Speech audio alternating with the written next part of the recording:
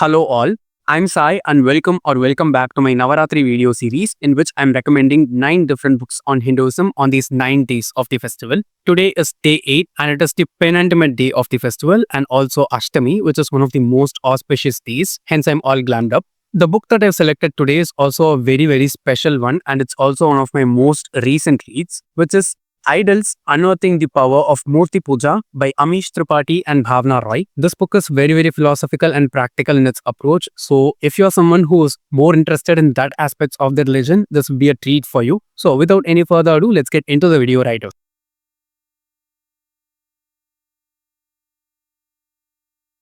Now in this book, which is Idols Unearthing the Power of Murti Puja by Amish Tripathi and Bhavna Roy, both of these authors have written the book in a way such that it feels like a fiction book. The entire content of this book is written in a way of conversations that is happening between 4 to 5 people who are close to each other.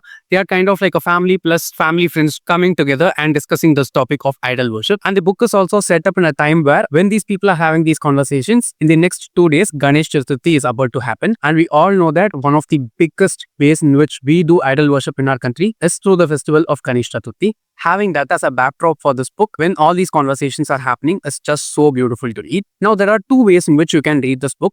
The first one is the way in which I have read it, which is to go forward and just read this book alone, which is Idols. And the other way to read this is to read its companion before this one. The companion book is this one, which is Dharma, written by the same 2 authors again, who are Amish Tripathi and Bhavna Roy. As I said, I have not read this book before, and I just want to make a small announcement, which is I'll be reading Dharma by Amish Tripathi and Bhavna Roy as my book club pick for November. So if you want to read it with me, you can read it in the month of November this year. The meaning of companion books is that both of these books are related to each other. That is, the characters who have the conversations about idol worship as well as Dharma are the same in both of these books, and you can read both of them in any order. The order in which you read them is not going to affect the experience or the knowledge delivered to you in any way. There is a lot of importance inside this book which is given to the persistence of idol worship that has happened in our country over millennia. Most of the foreign invasions that have happened in our country during the Mughal period as well as the colonial period have caused a lot of destruction for our beautiful temples which have existed for centuries. We all know about the destruction of the Somnath temple multiple times because of various invasions that have happened in our country. And despite the desecration of a part of a culture multiple times,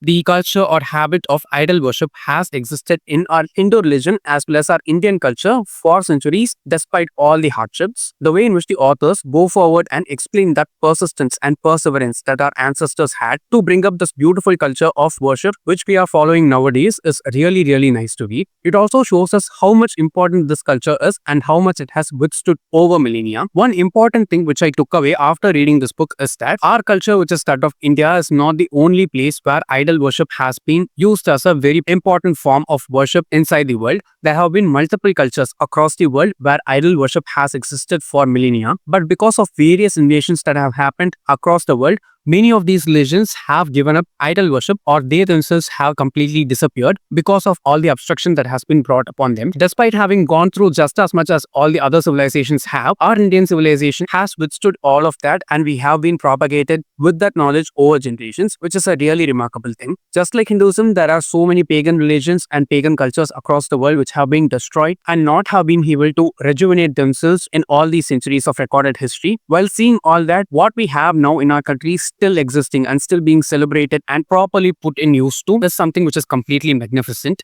While talking about all these things, there is also one important thing which both the authors stress out here, which is how despite being suppressed for so many generations, not many idol worshipping cultures have tried to push their agenda of idol worship on any other culture which is more focused towards not having idols for their worship. There have been many cases in which idol worshipping cultures have taken over lands where there is no idol worship, but there has not been that much recorded evidence of the idol worshipping cultures trying to enforce their habit of worshipping idols and worshipping deities on those cultures who don't, and there has also not been violence because of that being inflicted on any other culture which does not worship idols as it has been done in the other case. There have been so many cultures which have been wiped off, as I said before, and so many things that our own culture and heritage have faced over millennia just because of the fact that we worship idols. But when we see the other way around, there has not been as much significant violence. A simple riot is not equal to the genocide of an entire culture. That's what the authors are trying to emphasize here, and it makes so much sense. While talking about all these things, the authors don't just focus on Hinduism alone.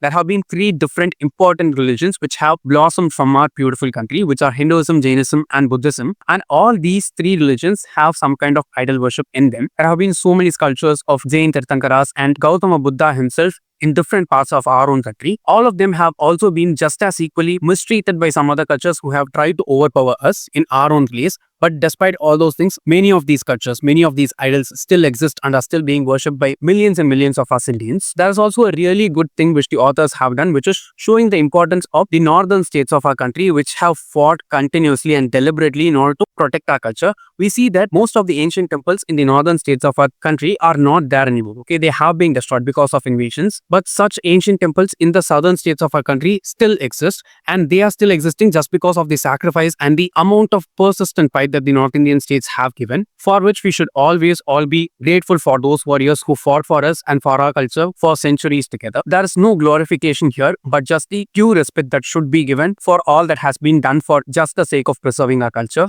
and our heritage. And while reading such things, I just got goosebumps and I got very emotional because this is something which just is very relatable for each and everyone as Indians. We need not belong to any particular religion in any way. Even if you are a person who does not practice or follow the religions that the authors are talking about here, the emotions that are conveyed by those lines are the same for everyone. With that, I want to end today's video, which is about idols unearthing the power of Murti Puja by Amish Tripathi and Bhavna Roy. If you have not read this book, please do go forward and try it. I'm sure you will get so much knowledge and experience out of it. It is a blend of both spirituality and history, and it is presented to us in such a wonderful way which can be palated by anyone. If you have read the book before, please do let me know down in the comments and we can discuss more about it. Or if you're going to read it after watching this video, please do tell me that also down in the comments because it will just make my day. If you found this video useful, don't forget to give it a thumbs up, and if you want to watch all the other videos inside the series, they are all linked in the description. Do go forward and watch them. I'm sure that they will be worth your time. Thank you so much for watching today's video and have a great rest of your day.